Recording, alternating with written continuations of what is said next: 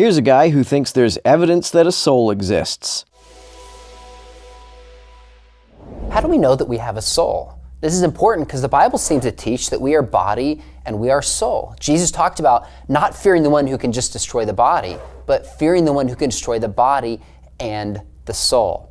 So in our age of science, what evidence is there for a soul? Well, what even is a soul? Presumably this fellow doesn't believe that a soul is anything physical. He doesn't think it's some kind of matter that inhabits the brain or an activity carried out by the brain. But if the soul isn't matter, or something matter does, what is it? If it isn't something physical like matter or energy, then what does it mean to say that it exists, and how does it interact with the brain? If we are our souls, if our thinking and feeling is really done by the soul, then what's the point of even having a brain? If our souls can cause our physical brains to control our bodies, why can't they control our bodies directly? If I cut the nerves to my arm, I won't be able to move my hand anymore. But why? If my soul can control the nerve cells in my brain, why can't it control the nerve cells in my hand directly if those nerves are not connected to the brain? Why is the brain the only organ over which the soul seems to have any control? Why is it that altering the brain alters my thoughts and feelings? Why is it that damaging the brain can cause unconsciousness? These are all things you would expect if the brain creates consciousness, but are very puzzling if you assume that consciousness really resides in the soul.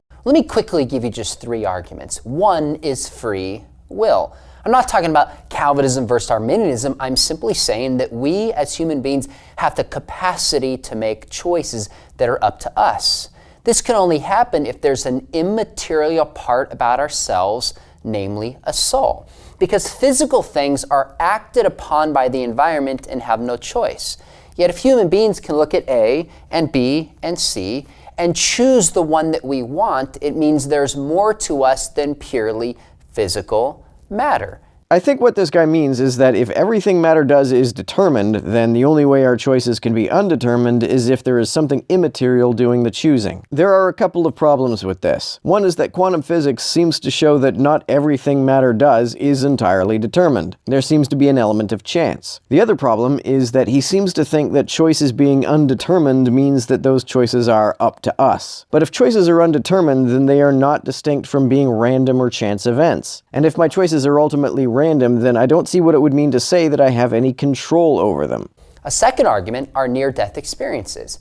And all I mean by near-death experiences are people who die, their heart stops beating, or their brain stops functioning, and they're medically dead, but then they come back and are able to describe things they could not have known from the state that they were in. Well, what's the simplest explanation? That conscious brain processes can still occur without detection? Or that the memories reported are false memories? Or that ghosts exist?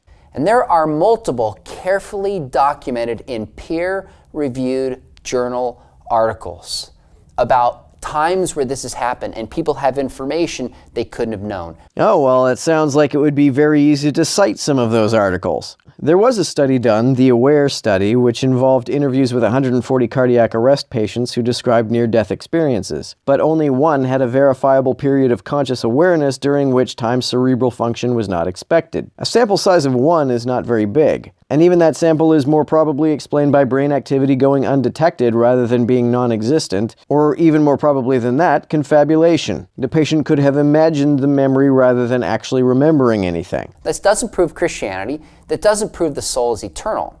But it tells us there's an immaterial part of ourselves. When the body stops functioning, the soul continues on. Well, no, it doesn't show that either. And if the soul can remain conscious even when the brain isn't functioning, then why does unconsciousness ever occur at all? Why does unconsciousness consistently correlate with certain kinds of brain injuries?